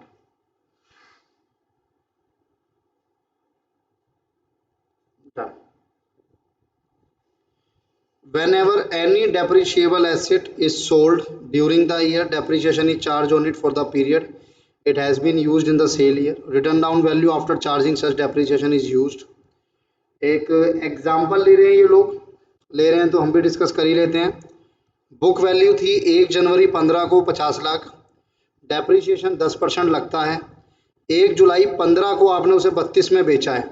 अब अगर आप 1 जुलाई 15 को बेच रहे हो तो आपको बुक वैल्यू भी 1 जुलाई 15 की चाहिए। बुक वैल्यू 1 जुलाई 15 की चाहिए। आपको बुक वैल्यू कब की दी हुई है? 1 जनवरी 15। तो 1 जनवरी 15 को उसकी बुक वैल्यू दी हुई है 50 लाख, लेकिन हमें कब की चाहिए? 1 जुलाई 15। कितने महीने हो गए? 6 महीने का डेप्रिसिएशन और लगेगा। तो 50 लाख का 10%, 6/12, सर ये होता है 5 और 250, 2,50,000। 50 में से 2,50,000 हटा दो तो 47,50,000 उसकी बुक वैल्यू आ गई on the date of sale. और आपने सोल्ड कितने में किया है? 32 लाख में। तो बुक वैल्यू ज़्यादा है, सोल्ड कम में किया, 15,50,000 का बैठे बैठाए नुकसान उठा लिया आपने। आ रहा है ना सेम? 15,50,000 का आपने नुकसान उठा लिया। नोट करना है तो नोट कर लीजिएगा। इलस्ट्रेशन 10 भी इसी पे है। इलस्ट्रेशन 10 देखते हैं ऊपर। A firm purchase on 1 January 2015 certain machine for rupees 5,82,000। बताने की जरूरत नहीं है, हमारा क्वेश्चन भी सेम होगा। ये वाला हमने किया, प्रोडक्शन वाला, ये भी हमने किया। ये क्वेश्चन नंबर 10 पर हूँ मैं, क्वेश्चन नंबर 10 पर हूँ मैं। फर्म ने परचेज किया 1 जनवरी 2015 को कुछ मशीन जिसकी कॉस्ट है 5,82,000 और स्पेंड की है उस पर 18,000 ऑन इट्स इरेक्शन। तो 582 प्लस 18 टोटल 6 लाख हो गया आपके पास। On July 1, 2015 another machinery for rupees 2 lakh was acquired on 1st July 2016. The machinery purchased on 1st January 2015 having become obsolete was auctioned for 386 and on the same date fresh machine was purchased at a cost of 4 lakh. Depreciation 10% WDV पर है। आपको machinery account बनाना है। अच्छा मैं इसको करा देता हूँ आपको ना, आपको शायद ये देख के समझ ना आए, कोई कंफ्यूजन नहीं रहनी चाहिए क्वेश्चन में। क्वेश्चन अच्छा है और कुछ इसी तरीके का क्वेश्चन आपके पास आ भी सकता है एग्जाम में। आंसर नंबर 10 आपको मशीनरी अकाउंट बनाना है। और ये 1 जनवरी 15, जुलाई 15, फिर जुलाई 16, तो मैं 15-16 का बना लूंगा, 2 साल का बना लूंगा, बहुत है। डेट अगर एग्जाम में क्वेश्चन आएगा तो वो बताएगा कि कौन कौन से ईयर का बनाना है। Particular amount, date, particulars, amount.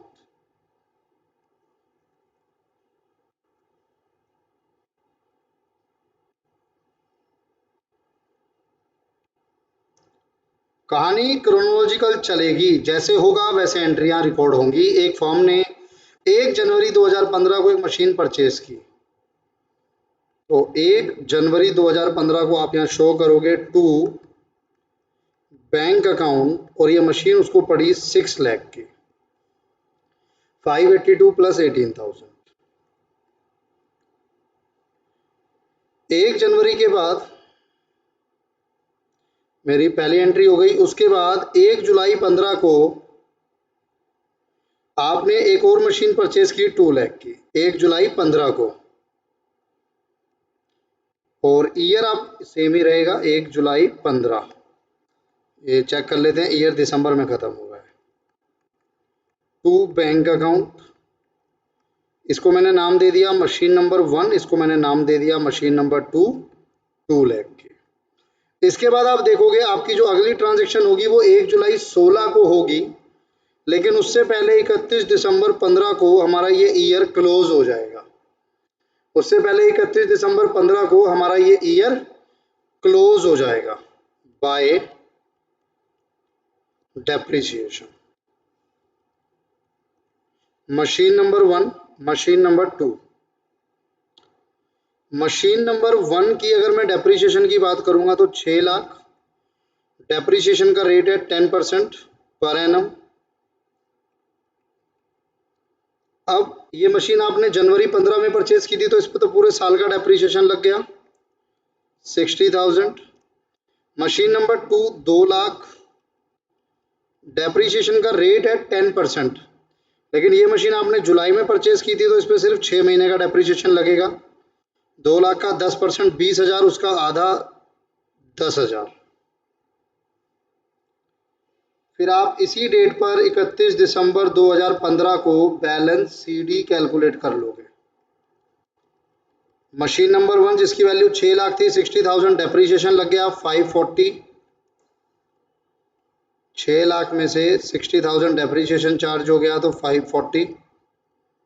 Machine number 2 जिसकी वैल्यू 2,00,000 थी, 10,000 डेप्रीशिएशन माइनस हो गया तो 190।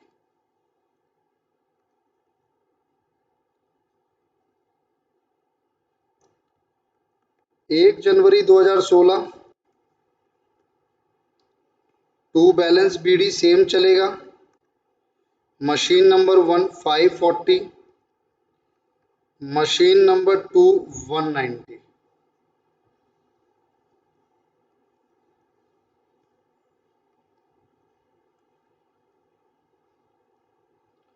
Machine number 2 190।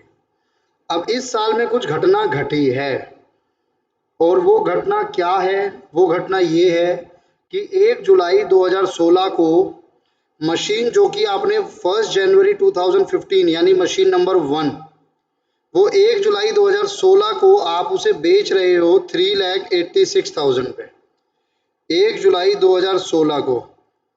और एक चीज बताऊं आपको, जब भी आप कोई मशीन सोल्ड करते हो ना, 3 भाई बहन आते हैं। एक पूछता है कितने की बेची, एक पूछता है जिस ईयर में बेची क्या उस ईयर में डेप्रीशिएशन लगा रहे हो, और एक पूछता है कि ये बता दो चलो फायदा हो रहा है कि नुकसान हो रहा है। इसकी हमें एंट्री ढूंढनी होगी। Working note, calculation of profit या लॉस ऑन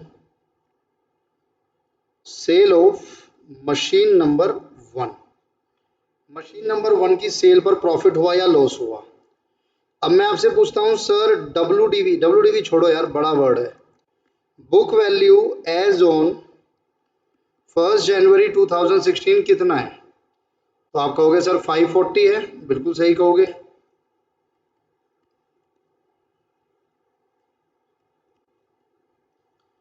540 है। इस 540 में से मुझे डेप्रीशिएशन और कैलकुलेट करनी है टिल जुलाई, यानी 6 महीने की डेप्रीशिएशन और लगेगी। 6 महीने और यूज हुई है इस ईयर में इस ईयर में मशीन 6/12, तो 54 का आधा कर दोगे तो 27,000 डेप्रीशिएशन और है। 5,13,000 आपकी बुक वैल्यू आ गई एज ऑन 1 जुलाई 2016, और इस डेट पर आपने इसको सोल्ड किया है 3,86,000 पे। ये आपकी सेल वैल्यू आ गई। 5,13,000 माइनस 3,86,000, 1,27,000 का लॉस हो गया। अब अगर मैं आपसे पूछूं इसकी जनरल एंट्री बता दोगे आप मुझे? सोचो जरा क्या होगी इसकी general entry. Bank account debit, क्या होगी इसकी जनरल एंट्री?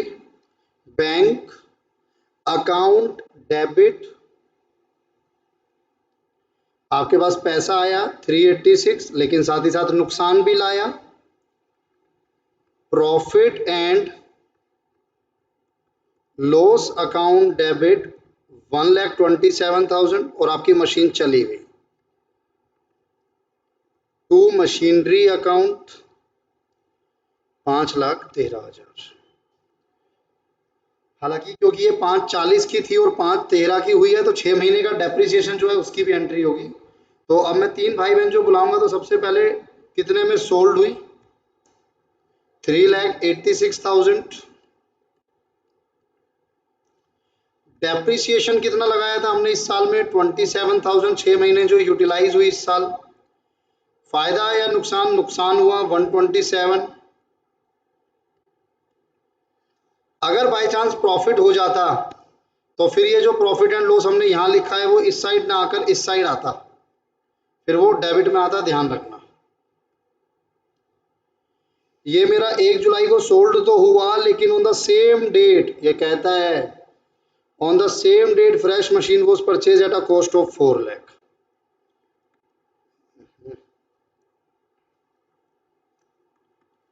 1 जुलाई 16 को हमने एक मशीन और परचेज की, उसको नाम दे देना मशीनरी नंबर 3, 4 लाख का। 31 दिसंबर 2016 को बंद कीजिए ईयर, और ईयर को बंद करने से पहले यानी बैलेंस शीट निकालने से पहले हमें डेप्रिसिएशन निकालना पड़ता है। तो डेप्रिसिएशन मशीन नंबर 1 का नहीं आएगा, वो बेची जा चुकी है 31 दिसंबर को, वो है ही नहीं हमारे पास। मशीन नंबर 2 का 1,90,000 का 10% सीधा सीधा 19,000, और इसका अगर आप मेरे से पूछोगे तो 4 लाख का 10% 6 महीने का, क्योंकि जुलाई में परचेज की थी, तो 20,000। Same date 31 December 2016, by balance CD machine number 1 तो है ही नहीं, sorry, machine number 2, machine number 2 थी 190, उसमें से 19 हटा दो, 171 बचेगा। मशीन नंबर 3 4 लाख में से 20,000 हटा दोगे तो 380 बचेगा। ये आपका आंसर था बच्चे। तो बेसिकली मैंने आपको जो इस क्वेश्चन में समझाना था वो प्रॉफिट या लॉस समझाना था, प्रॉफिट या लॉस की एंट्री समझानी थी। अगर मेरे से आप एंट्री कहोगे तो आप अगर कंफ्यूज हो तो ये दूसरे नंबर की एंट्री है इस ईयर में। एक फर्स्ट नंबर की एंट्री और हुई होगी, वो हुई होगी आपकी वही डेप्रिसिएशन वाली, डेप्रिसिएशन टू मशीनरी, तभी तो मशीन की वैल्यू कम हुई होगी ना इस ईयर में, 27,000। तो एक एंट्री ये भी हुई होगी। नोट करो एक बार फटाफट से,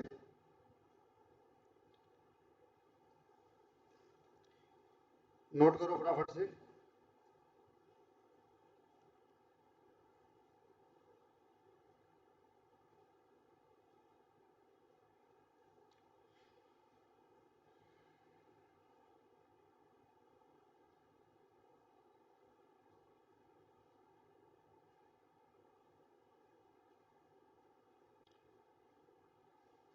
डन, क्लियर है बच्चे यहाँ तक? वापिस आता हूँ मैं अपने पार्ट पर। ये इलस्ट्रेशन 10 थी जो मैंने अभी आपको कराई। आप देखोगे वही चीज़ है, 27, 1,27,000 का नुकसान, 39 का डेप्रिसिएशन, बाकी 551 का बैलेंस। ये 551 का बैलेंस जो है दोनों मशीनों को मिलाकर आएगा। ये 171 एक का आया था और 380 एक का आया था, दोनों को मिलाओगे तब 551 आ जाएगा। एक टॉपिक आएगा हमारे पास, टॉपिक होता है change in method of depreciation. आप पहले यूज कर रहे थे WDV, आप SLM पे चले गए, या फिर आप पहले यूज कर रहे थे SLM, आप WDV पे चले गए। Change in method of depreciation. Depreciation method applied to asset should be reviewed at least at each financial year end। कहता है हर फाइनेंशियल ईयर एंड पर आपको ये चेक करना चाहिए कि आपका जो मेथड है वो सुटेबल चल रहा है कि नहीं। If there has been a significant change in the expected pattern of consumption of the future economic benefit embodied, बहुत हाई फाई लैंग्वेज है, यूज मत करो। Method should be changed to reflect the change pattern. Whenever any change in depreciation method is made, such change in method is treated as change in accounting estimate। अब change in accounting policy होता है, change in accounting estimate होता है। Change in accounting policy क्या होता है कि आप डेप्रिसिएशन लगा रहे हो या नहीं लगा रहे हो, ये पॉलिसी है। आपने डेप्रिसिएशन चार्ज करना है, वो किस मेथड से करना है, वो एक मेथड है, तो वो एक एस्टिमेट है। As per in the effect given to the quantified and disclosed, a change in accounting estimate may affect the current period only or both the current and future period। एक example है आपके पास, इस example को हम लोग समझते हैं जरा। एक मशीन की कॉस्ट गिवन है 10,50,000, रेसिडुअल वैल्यू है 50,000, यूजफुल लाइफ थी 10 year. Company charge depreciation on SLM for first 2 year. अगर पहले 2 साल आपने डेप्रीशिएशन एसएलएम लगाई थी, क्योंकि अगर मैं एसएलएम के अकॉर्डिंग देखूंगा तो मैं पाऊंगा 10 50 - 50, 10 लाख डिवाइडेड बाय 10 साल, 1 ईयर, तो मैं पाऊंगा कि 1 साल आएगा, 1 साल, हाँ, क्या लिख रहा हूँ, तो मैं पाऊंगा कि मेरी depreciation as per SLM 1 lakh आएगी पर ईयर। और ये कह रहा है पहले 2 साल में हम डेप्रीशिएशन यानी 2 लाख लगा चुके हैं, तो 2 लाख अगर हम डेप्रीशिएशन पहले 2 साल में एसएलएम के अकॉर्डिंग लगा चुके हैं, तो आज की डेट पे बुक वैल्यू क्या है, 8 लाख, 10 लाख माइनस 2 लाख, या 850 आप कह सकते हो, क्योंकि वो 1050 है। अब उन्होंने डिसाइड किया है to adopt WDV method by charging depreciation at the rate of 25%, calculated based on useful life. You are required to calculate depreciation for 3rd year. तो depreciation already charge for first 2 year is 2 lakh, therefore WDV आ गया 850, जो मैंने आपको बताया। उसके बाद 850 का 25% आपने लगाना है, तो 2,12,500 तीसरे साल में आ गया। Illustration 11, Messrs. Anshul commenced business on 1st April 2011.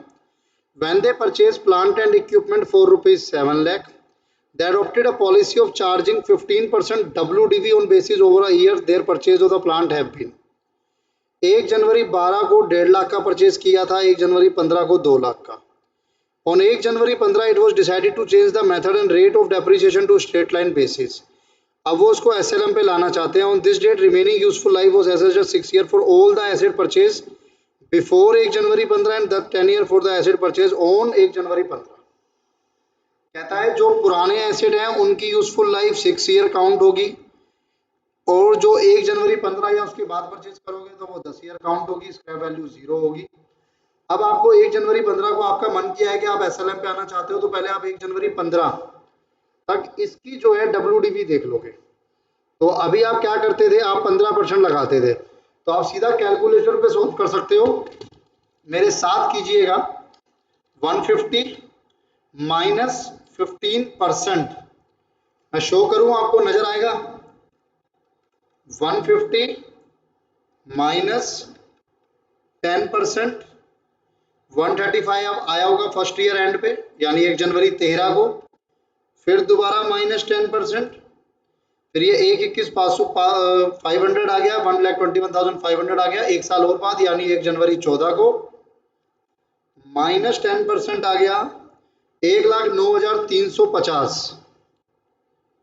मैंने एक बार, 2 बार, 3 बार माइनस किया, तो मेरी WDV आ गई 1,09,350 एज ऑन 1 जनवरी 2015।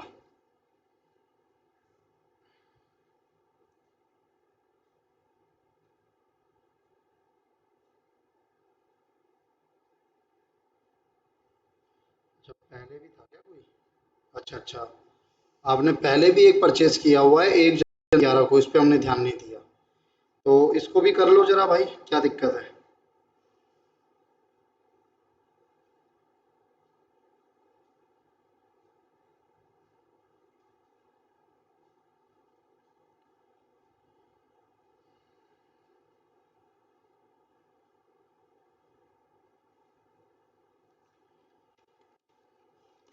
देखो, ये आपने 1 जनवरी 11 को परचेज किया 7 लाख का, WDV का रेट था 15%, तो 7 लाख का 15%, 595 बचा। मैंने ना गलती करी है, मैंने गलती क्या करी है, मैंने ये 10% उठा लिया, हमने ये 10 नहीं उठाना था, हमको हमको 15 उठाना था। -15%, -15%, -15%, 150, -15%, -15%, -15%, 92,119 ये आ जाएगी। और फिर आप 2015 में लगाओगे तो वो अलग है, 92,115। ऐसे ही आप इस वाले पे लगाओगे तो कितनी बार लगाओगे, 11, 12, 13, 14, 4 बार लगाओगे। 15%, 15, 15, 15, 7 लाख -15%, -15%, -15%, -15%, 365,404 ये आ गया, ये आ गया, और ये तो आपका टोटल डेप्रिसिएशन अलग चल रहा है।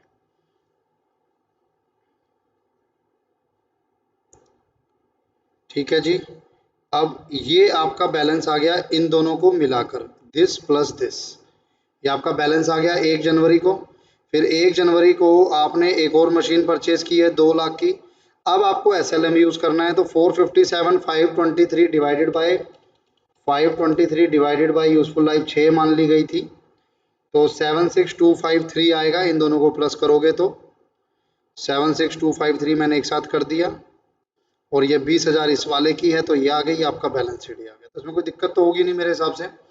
कुछ टाइम पहले जब CPT हुआ करता था ना, फाउंडेशन नहीं था, CA फाउंडेशन CPT था, या पहले जब अकाउंटिंग स्टैंडर्ड 10 भी आपका मॉडिफाई नहीं हुआ था, अमेंड नहीं हुआ था, तो उस समय तक हमारे पास एक कंसेप्ट और होता था, ये जो आप चेंज करते हो ना मेथड, ये रेट्रोस्पेक्टिवली होता था, यानी बैक डेट से।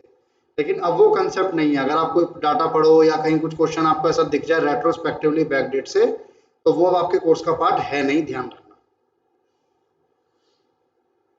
सर ऐसे ही एस्टिमेटेड यूजफुल लाइफ को भी आप रिवाइज कर सकते हो प्रॉपर्टी प्लांट एंड इक्विपमेंट की। ये एक मशीन है जिसकी कॉस्ट है 6 लाख, डेप्रिशिएट होता है, एज्यूम लाइफ थी 10 ईयर, नील रेसिडुअल वैल्यू थी फॉर 3 ईयर्स। तीसरे साल के बाद उसको रीअसेस कर दिया गया 5 साल, तो रहनी थी 7 लेकिन 5 ही रह गई। तो आप क्या करोगे, पहले 6 लाख को 10 से डिवाइड करके 60,000 आ गया। 3 साल में आपने 180 डेप्रिसिएशन लगाई होगी, 420 बची। अब इस 420 को आप 7 की जगह 5 से डिवाइड करोगे तो 84,000 डेप्रिसिएशन हो जाएगी। तो ये तो सिंपल है, ये वाला पार्ट इंपॉर्टेंट रहेगा। रिवैल्यूएशन कैसे होगी, ये वाला पार्ट आपका इंपॉर्टेंट रहेगा।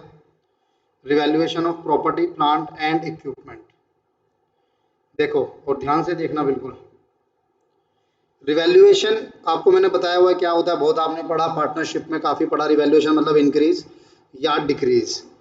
अब इंक्रीज हुआ है, क्रेडिट कर दीजिए डायरेक्टली टू रिवैल्यूएशन सरप्लस, यानी क्रेडिट हो गया रिवैल्यूएशन में। लेकिन अगर ये इंक्रीज हुआ है, पहले डिक्रीज हुआ था कभी, पहले कभी डिक्रीज हुआ था, तो रिकॉग्नाइज कर लीजिए in statement of profit and loss to the extent that it reverse as a revaluation decrease of the same asset previously recognised in the statement of P&L। जितना आपने स्टेटमेंट ऑफ P&L में पहले decrease डाला था, पहले उसे वापस करो, उसके ऊपर अगर कुछ है तो उसे रिवैल्यूएशन में क्रेडिट करना।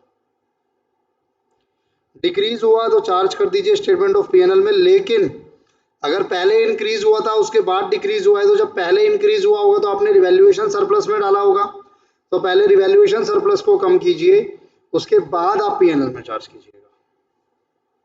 इसके ऊपर क्वेश्चन है क्या इनका कुछ?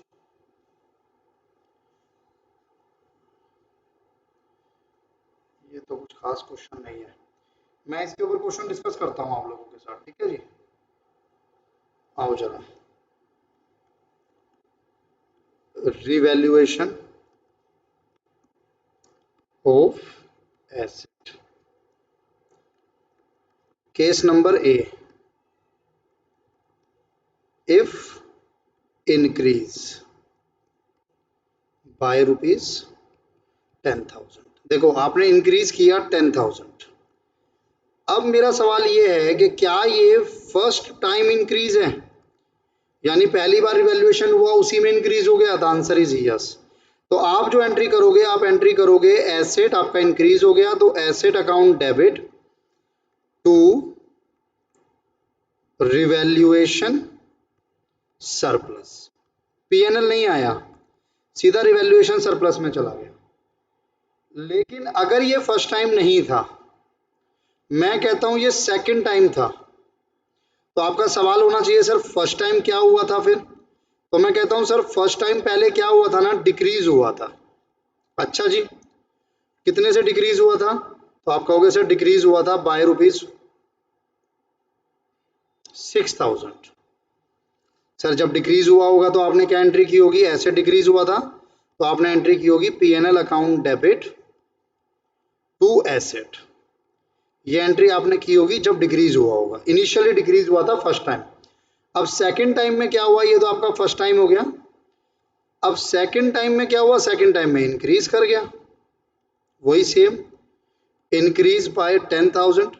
तो जैसे आपने यहाँ पर सीधा 10,000 को सरप्लस में डाल दिया था, अब की बार आप 10,000 को सीधा सरप्लस में नहीं डाल सकते।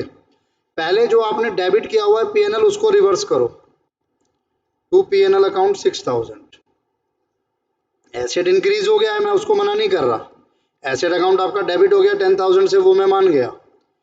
अब जो डिफरेंस अमाउंट है जो आपने पहले पीएनएल में डेबिट किया था उसको हटाने के बाद जो रिवैल्यूएशन सरप्लस है वो 4,000 हो जाएगा। तो ये एक पार्ट होता है बच्चे इंक्रीज का, यही चीज ये समझाना चाह रहे थे, शायद समझा नहीं पा रहे थे आपको, तो इन्होंने हमें बोला, हमने आपको समझा दिया। डन, ये तो हो गया इंक्रीज का। मैं आपसे बात करता हूं इफ डिक्रीज बाय 12,000, अगर डिक्रीज हुआ है 12,000 से, क्या फर्स्ट टाइम था, फर्स्ट टाइम डिक्रीज में क्या करोगे आप, सीधा पीएनएल में debit, PNL account debit to asset 10,000, sorry 12,000। लेकिन अगर ये फर्स्ट टाइम नहीं था, नॉट फर्स्ट टाइम, तो फिर पहले क्या हुआ था, फर्स्ट टाइम क्या हुआ था, कहता है पहले इंक्रीज हुआ था बाय 7,500, पहले इंक्रीज हुआ था 7,500 से। तो जब इंक्रीज हुआ होगा तो आपने क्या एंट्री की होगी, एसेट अकाउंट डेबिट, इंक्रीज होता है तो एसेट इंक्रीज होगा तो डेबिट करोगे ना, asset account debit to revaluation surplus, 7,500 से इंक्रीज हुआ था। अब क्या हुआ है, अब डिक्रीज हो गया भाई, वही जो मैंने ऊपर अमाउंट लिया बाय रुपीज 12,000, अब डिक्रीज हो गया। तो अगर अब डिक्रीज हो गया तो पहले आपने जो रिवैल्यूएशन सरप्लस यूज किया था, क्रेडिट किया था, पहले तो उसे यूज करो, सीधा पीएनएल में डेबिट मत करो। अब जो डिफरेंस अमाउंट है 12,000 में से 7,500 तो रिवैल्यूएशन सरप्लस से आ गया, बाकी 4,500 पीएनएल से आके तब आपका एसेट पूरा 12,000 से डिक्रीज। आई होप क्लियर हो गया होगा। डन है सर। अब यहाँ पर एक डाउट आता है बच्चे को, बच्चा कहता है सर ये बात तो आपकी समझ गए कि फर्स्ट टाइम पे इंक्रीज हुआ था, अगर सेकंड टाइम पर भी इंक्रीज होगा तो सर सेम एंट्री चलेगी, उसमें तो कोई दिक्कत ही नहीं है। नोट करो, नोट कर लेना, लालच मत करना।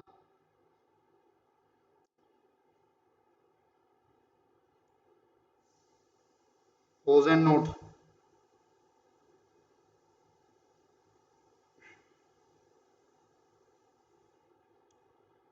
पोज एंड नोट,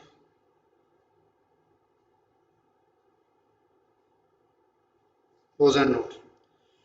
डन है जी, यहाँ तक ये मैंने आपको बताया। क्वेश्चन नंबर इलस्ट्रेशन 14 तो हमारा, अच्छा इसके बाद एक ये प्रोविजन बनाने को कहता है, ये कुछ खास टॉपिक है नहीं। कहता है अगर आपका कोई भी एक्सपेंडिचर इनकर हुआ है रिपेयर पे, रिन्यूअल पे, मेंटेनेंस पे, प्लांट एंड मशीनरी पे, may vary over the year during the working life, thus for equalising the charges and repair, आप प्रोविजन एक बना लेते हो, ये कुछ खास नहीं है यार।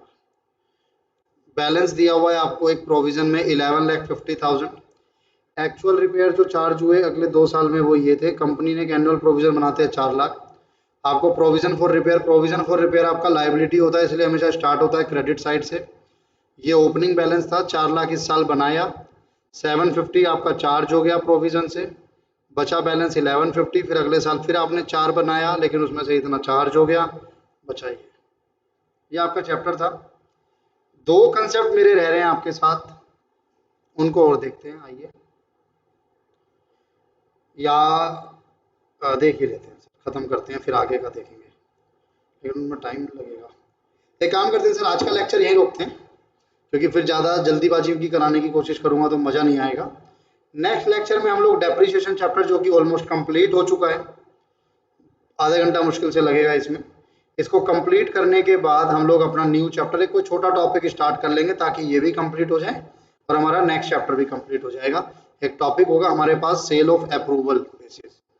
अगर मैं आपके साथ थोड़ा सा डिस्कस करूँ ना उसके बारे में, कौन कौन से चैप्टर रह गए हैं आपके, है कुछ आपको आइडिया?